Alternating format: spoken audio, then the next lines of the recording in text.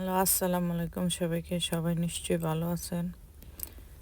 আবার দেশের ফিল বিদেশের চ্যানেলে কয়েকটা আপডেট ভিডিও নিয়ে হাজির হলাম।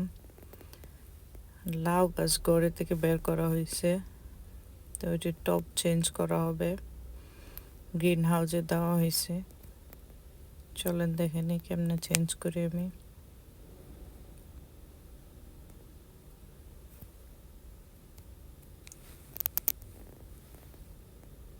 বাংলাদেশে অনেক গরম, নিশ্চয়ই আমাদের এখানে এখনো ঠান্ডা, প্রচুর ঠান্ডা। আজকে ওয়েদারটা একটু ভালো, সেজন্য চিন্তা করলাম গাছগুলি ঘরের থেকে বের করে ফেলি। দেখা যাবে বের করার পরে কি হয়, ফলাফল ভালো হবে কেনা না হয় ঠান্ডায় ধরবে।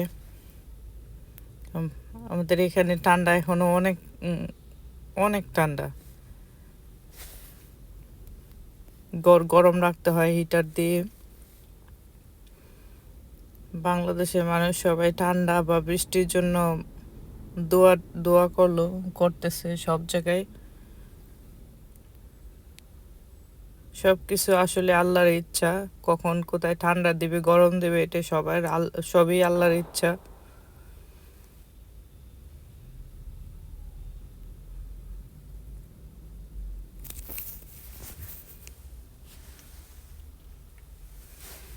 আমি একটা সিমিলার টাইপের কন্টেনার দিয়ে বক্স দিয়ে আমি মেজারমেন্টটা করে নিব, যাতে কোনো শিকড়ে না পড়ে, প্রেশার না পড়ে।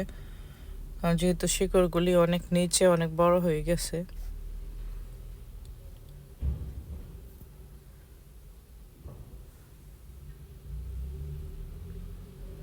আশা করি মাশাল্লাহ সব কিছু মিলায় ভালো থাকবে ইনশাল্লাহ। মাশাল্লাহ অনেক সুন্দর করে উঠছে। লাউ হবে কিনা ওইটার কোনো নিশ্চয়তা নাই, বাট চেষ্টা তো করতেই পারি। শখের জিনিস তো পুরা করতেই পারি, চেষ্টার কোনো বিকল্প নাই। আস্তে আস্তে আমি বক্সটার মধ্যে প্রেসার দিব হাতে, কারণ পানি দেওয়া হয়েছে আগে থেকে। হাতে প্রেসার দিলে শিকড়টা বিয়া থেকে, টপ থেকে ছেড়ে দিবে শিকড়গুলি। আস্তে আস্তে প্রেসার দিয়ে উল্টা করে চাপ দিব।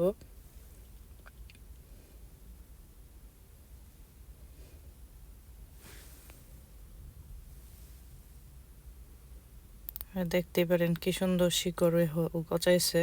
টপটা চেঞ্জ করে দিলে বেশি মাটি পাবে, আর গ্রোথটা বাড়বে, আর বাড়তে হেল্প করবে।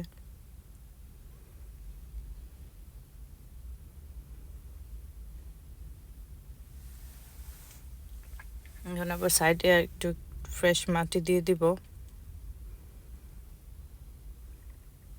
আমি সব নতুন মাটি দিয়ে করতেছি। পুরান মাটিতে অনেক সময় উঠে লাউ গাছ, কিন্তু হয় না, আপনি বেশি বাড়তে চায় না।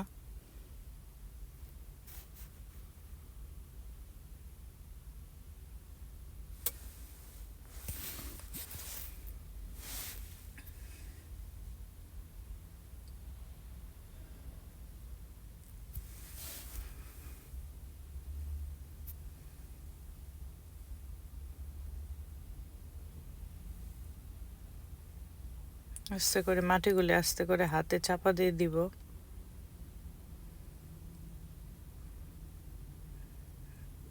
বড় আর একটা কাঠি দিয়ে দিব ওইটার মধ্যে, যাতে ওটা ধরার মতো একটু শক্তি পায়।